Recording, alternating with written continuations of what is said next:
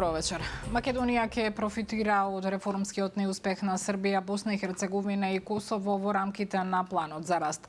Европската комисија ќе ги прераспредели средствата кои не успеале да ги искористат земјите што не успеале да испорачаат во предвидените рокови, на сметка на земјите предводнички во реформите, меѓу кои се посочува и Македонија, заедно со Албанија и Црна Гора.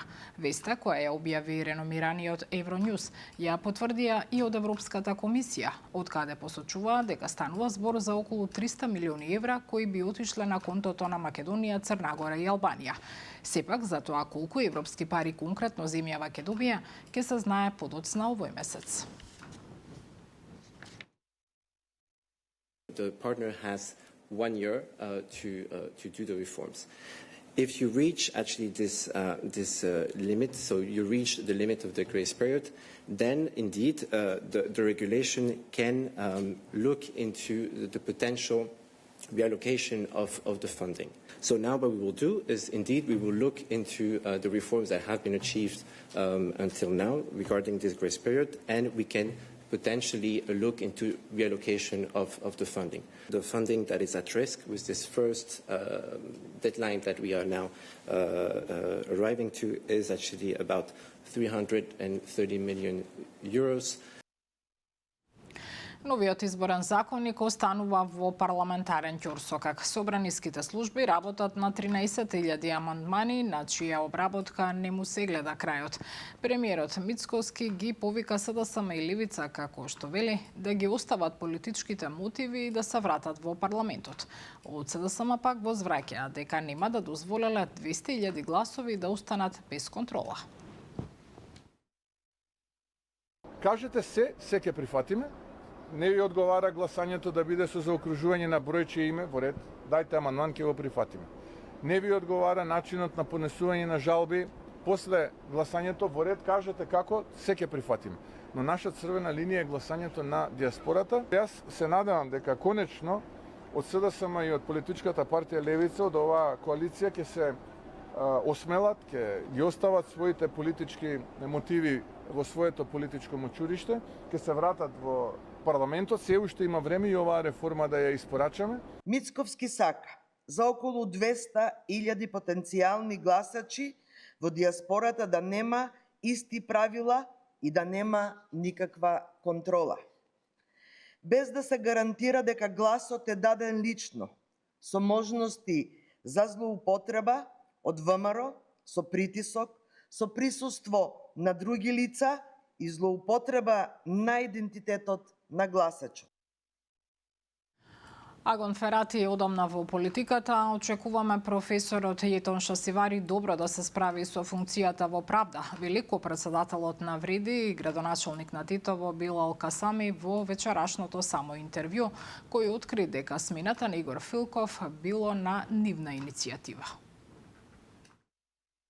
Разбирливо беше дека министерот досегашниот за правда не беше подготвен да реши проблем кој не го решија досега, нели, неколку министри, меѓу кои беше Јалванец во владата, и тој не беше подготвен. Прв разговор кога почнавме во делот на реконструкцијата со премиерот беше да ние ги задржуваме истите позиции, само да одиме со нови кадри кои веќе ние ги најавивме дека некои од кадрите ќе се сменат, но по наше барање нели земено ресорот правда и ресорот на односите меѓу заедниците. Има коректен однос меѓу коалиционите партнери, зборот си е збор, тоа што е договорено се реализира, значи нема задкулисни игри.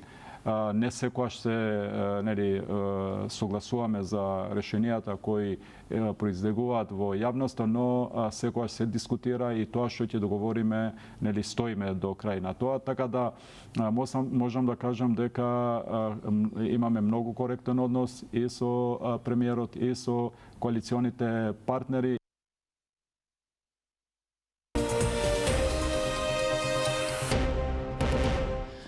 Кривични пријави ќе заработат двете малолетнички, но и нивните родители по вознемирувачкото видео на кое се гледа како насилничките малтретираат 12-годишно девојче.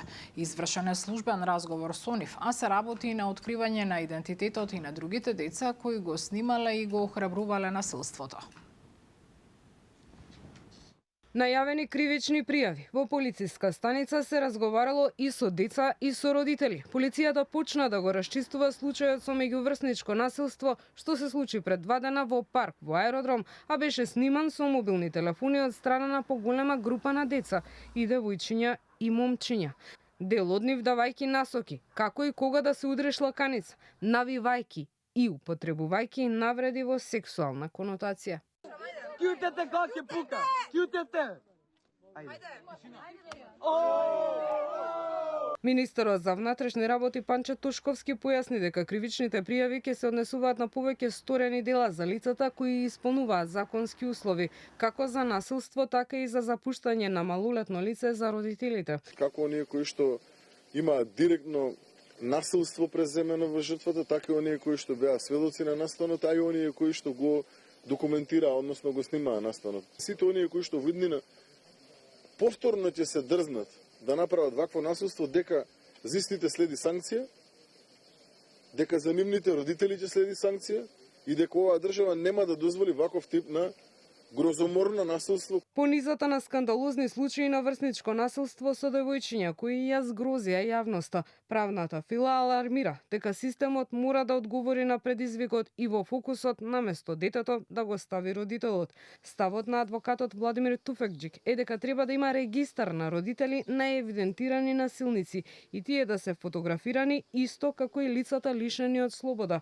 Туфекџик за Канал 5 објаснува дека дел од целосното решение може да бидат измени во законите што би вклучувале санкции за родителот ако не го почитува наложеното, например неколку пати неделно да биде повикуван во Центарот за социјална работа. Моите размислувања одат по насока на создавање на некој пандан на регистар за казнена евиденција, кој веќе постои, и создавање на еден амбиент да родителот на вистина преземе одговорност, бидејќи консеквенциите и последиците кои би ги имал родителот на овој начин и со овој пристап би биле непријатни за него. И таа состојба во која би се нашол, мојата идеја и интенција е да посвети зголемено внимание на детето, бидејќи, повторувам, полицијата не е орган за воспитување на деца. Правната фила со години алармира и за недостатокот на соодветно обучен кадар во социјалните служби, особено оние во внатрешноста, бидејќи се смета дека токму нивното постапување е клучно во случаите на насилство. Надлежните ги сумираат последиците од вчерашното поројно невреме кое го зафати Скопје и уште неколку региони. Само во Скопје имало речиси 1000 пријави за поплавени домови, надвозници, паднати дрвја. Од клиниката за онкологија, каде се случи протекувањето, вела дека безбедноста на пациентите не е загрозена. Градоначалникот на град Скопје Ѓоргиевски уверува дека службите брзо реагирале и најавува дека секаде каде што е возможно ќе се интервенира инфраструктурно. Како никогаш досега брзо се справивме со временските непогоди. Нема простор за паника затоа што градот е буден, имаат на кого да се потпрат. Обрнуваме сериозно внимание, секаде каде што ќе можеме да интервенираме, ќе интервенираме во наредниот период до крајот на мојот мандат. Некаде е возможно, споменав, некаде е невозможно да се отстранат овие аномалии. Инвестициите остануваат главен приоритет на владата. Јавниот долг во првиот квартал е 58,9%. Министерката за финансии Гордана Димитриевска-Кочовска задоволна од реализацијата на буџетот. На отчетната пресконференција најави и анализа од ММФ на пензискиот систем во земјава. Треба еднаш за секогаш да видиме што се случува и како се случува и што би не очекувало во иднина. Тие даваат некои податоци, каде што, да кажам, најголемиот проблем за пензискиот фонд ќе биде проблемот со демографијата. И ова е сериозен проблем. Не е проблем само за Македонија, проблем е за цела Европа. Да си останат годините, да се даде можност за оние кои што сакаат да си продолжат за 2026 година целокупниот износ што треба да се трансферира на вториот столб е предвиден во буџетот, тоа може да го видите, ќе погледнете, ќе видите минатата година беше некаде нешто под 15 милиарди, за оваа година се планирани трансфери во износ од 19 милиарди и 600 милиони денари. Вестите завршија. Останете со Канал 5. Пријатен вечер.